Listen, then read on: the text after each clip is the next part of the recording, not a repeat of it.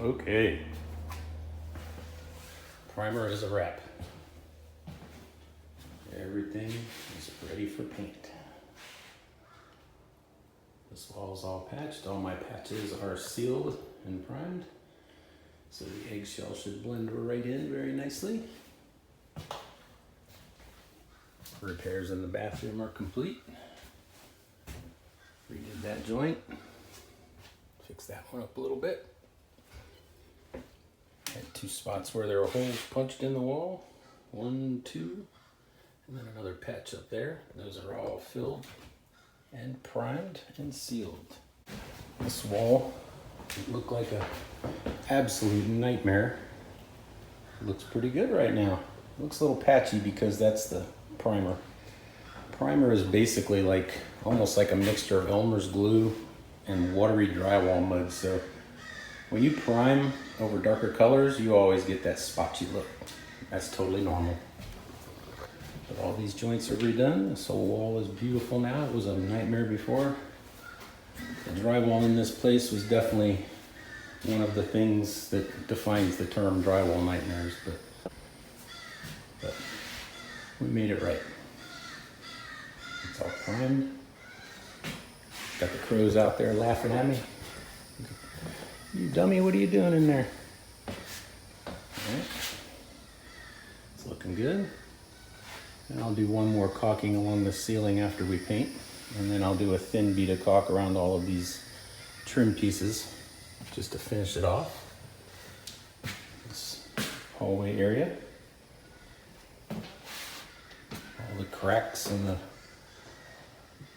broken drywall in the corners is all repaired. It's all primed. Just did my last little piece of trim up here. Make that look nice. Put a new piece of trim on this corner.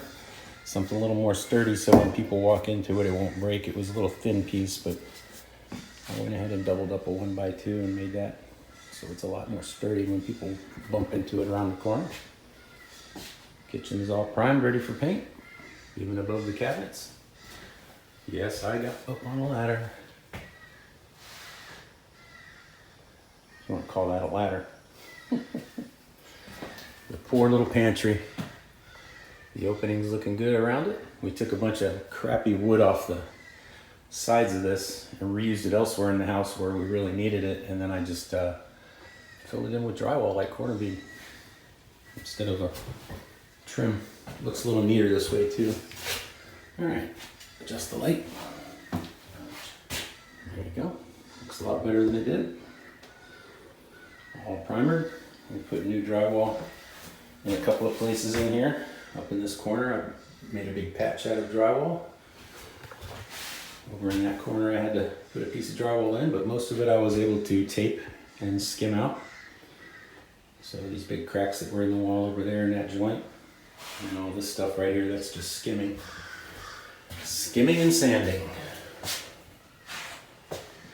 And all the baseboards. Took out the pieced-in baseboards. There were like 3 pieces there, 3 pieces there, and 2 pieces here. So the wood that went around this doorway, it looked like crap anyways. I just used it to make the baseboards. So it sort of matches, as you can see. And this came out nice. I think this is a nice touch that, you know, it's not a big deal, but it's a nice touch compared to what it was. Had a huge patch around these switches. That was a nightmare. That was a double nightmare. So I got this all floated out. As you can see, I adjusted all the switches in position. This one I got to cut off, but that's okay. They had the board cut out in another place. I didn't like that, so I'm just gonna notch the switch plate. But as you can see, they lay nice and flat now. And we do have all the face plates off the paint, doing it properly. You always take your face plates off the paint. It only takes about an hour to go around and unscrew them all and preserve the screws. This room was another disaster. It was not so bad on the walls. That joint had been taped, but was never skimmed or filled. It was just taped, so I went ahead and skimmed over it and put a bed coat on that, sanded it. This ceiling if you haven't watched any of these videos, there's a video called The Ceiling from Hell. This ceiling is it. It's about as smooth and flat as it can get. The only other way to get this thing looking any better would be to put furring strips on it and rehang it. And then you would have to use string lines and you would have to shim all your furring strips. And that's just, it's a mobile home. So I just took extra care and I basically skimmed, I taped and repaired all the broken joints that were caving in right here. There was a big crack in the ceiling here and one over there. So I filled that all in. There was a huge crack in the ceiling here. You could put your hand up in. So I repaired that, filled it in. And then I went over this entire ceiling with 2 coats of drywall mud to get it flat. And I got a little bit of little spots here that I went around and patched, and all I got to do is sand those and hit them with primer and they're ready for paint. But that was touch up that I did today. You can see these butt joints look a lot better now. Patched the ungodly mess around that and that, so they're smooth. This room got all new baseboards that I made from some 6-inch pieces I ripped down into 3-inch pieces. They were actually stained with a gray stain, so I went ahead and used those, and we won't have to paint them. I'm just gonna run a small bead of caulk on the top after we paint to blend the wall in. Right here, I wasn't so sure what to do with, but I think we're just gonna paint this white. I filled in around some of these edges that were a little gappy. No big deal. And then when this is all done, I'm gonna get some brown caulk and we're gonna go around and fill some of these gaps because you can see right through there. So we're gonna try to tighten down the screws, clean up the little burrs around the screw holes, fill those, and then try to use some brown caulk to straighten out the trim. Now this is another piece I put on. Redid this corner down here. So that was all just basically a mess. There was 2 pieces of baseboard there, so pulled that out, replaced it with 1 piece. Bunch of patches around that plug, bunch of patches around the electrical panel. This is a 2x4 that I ripped the edge off of because it needed to be a little thicker than a 1x2 to look right down there. I think it came out pretty good. Now that's going to take a lot of abuse when people come around the corner and hit it. That's what damaged it before. You could tell it was all banged up from people walking into it or banging into it with stuff. All right, so this has all been primed and sealed. Those are the 2 big joints that we had to fix in here. Did a bunch of patches over here. There was what looked like someone kicked the wall. It was shaped like a shoe. There was a crack in the joint there, and there was a crack in that joint there. That joint, they put the tape on upside down, so it had a big ridge down the middle, so I cut it out, retaped it, re-skimmed that joint.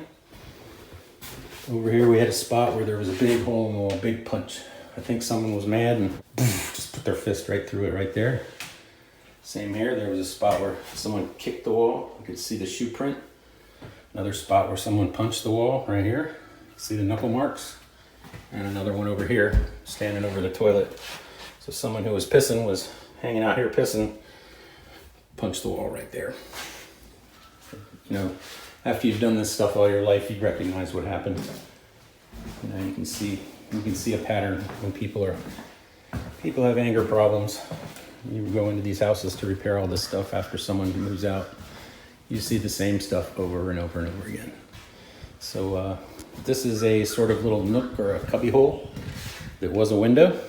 The porch tied in right about here in the middle of the window. It looked like crap, so I took the window out, put siding on the outside, drywalled in here, and that is a place where you can do like a collage of family pictures or something. You know, or put maybe some glass shelves in, whatever the person who lives here wants to do, they can do with it. But it is now usable. Did the trim around this window. There was trim falling off, it looked like crap. There was a huge repair in this wall. This wall was all caved in and all messed up around this window, but you can see it looks beautiful now. Beautiful. Nice and smooth and even.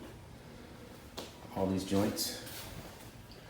And there's kind of what I'm talking about down in that corner. I'm just gonna hit that with some brown caulking and that'll help it blend in a whole lot more. You're not gonna make it perfect unless you replace the wood, and we're not gonna replace the wood. Wood isn't cheap. So you just go around with some brown caulk and make it look nice. You know, if somebody wants to live in a mansion that has perfect trim work, they can buy a mansion with perfect trim work. But it's not what we're here to achieve. We're here to achieve a comfortable, nice looking living space that's very bright and airy. The white paint, boy, that dark paint, man, made this place look really dark and just dingy. And just this primer being sort of white on the walls, when you walk in here, you can really tell the difference, how much brighter it is now. And then on these cabinets, I'm probably gonna go to Lowe's and see if I can find some markdown paint on their little table of a nice contrasting color and just paint the cabinet faces. You would call it countertop. It has sort of just a paint. You can see from preparing things, they've worn through the paint and you can see the wood through that. What we do with this right here is we'll just get some black paint and sponge it on, just sponge it on. So it kind of works with the texture. And just sponge the black paint on.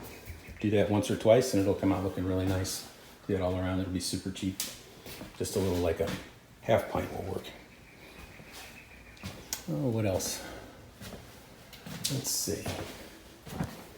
Did a major repair in the electrical panel. I did a video on that. The water heater breaker wasn't even connected. The water heater line was hot wired right to the main. So I took that apart, put a new breaker in, wired that in so it's properly wired and has a breaker. I kept hearing the water heater kick on and off and hissing while I was working. I've got all the breakers off for all the appliances and stuff. I was like, what the heck is that? This is a cool door that the owner built himself. He decided he wanted something a little more rustic to go with the woodwork, so he actually built this door himself. It's really, really cool. Put like a black handle and some cool black hinges, so just leave that. I'm gonna put a 1x2 around that though, just to give it a little bit of a stop. But yeah, no big deal. So what we're gonna do is I'm gonna wait to caulk around all this stuff up here until after it's been painted. I don't need a place to run my brush along because none of this cuts in. That's all the same color. It's all gonna be white. So I'll come in here and caulk that. That's why this kind of looks crappy along here, because I haven't caulked all that to the ceiling. And then whatever paint I buy for the kitchen, if I can get a gallon, I'll get a gallon. We'll be able to do the kitchen in a contrasting color, and then I'll paint these cabinet faces and drawer faces in the same contrasting color. And then we got some work to do on the outside. So we're gonna be going out there. We got some trim to do. We got some caulking around the windows. Got a few places where we have to repair some water damage. And then we're gonna kind of figure out what we're gonna do for skirting. Maybe see if we can buy some scrap lattice at one of the local places where they have scrap stuff that people sell to them. But yeah, you can see it had lattice around it. We're gonna get as much of that put back as we can and then just get enough lattice just to finish up around it. All right, guys, so we've done a lot of work here. Almost 4 full weeks of work for one person. And I hope you've enjoyed some of this and learned from some of these videos. And if not, you know, just hope you enjoyed watching me sweat and do it. Even if you'll never try to do it yourself. At least now you probably know a little bit about how it's done.